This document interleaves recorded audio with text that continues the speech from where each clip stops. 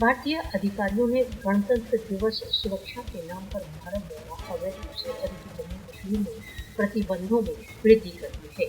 भारतीय सशस्त्र बलों ने भारत के गणतंत्र दिवस से पूर्व आरक्षित कश्मीरियों के विरुद्ध अत्याचारों में वृद्धि कर दी है।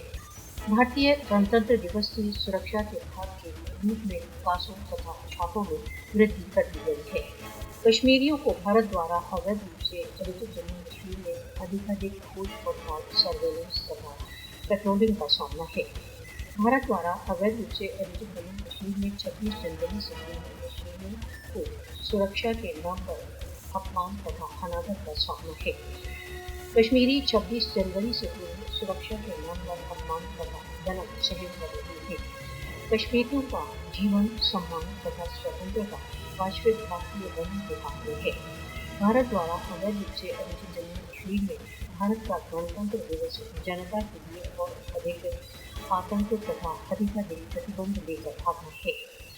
भारत का अधिकृत कश्मीर में गणतंत्र दिवस मनाने का कोई नैतिक अथवा कानूनी आधार नहीं है। भारतीय अधिकरण से मुक्ति कश्मीरियों की यातनाओं से मुक्ति का एकमात्र मार्ग है।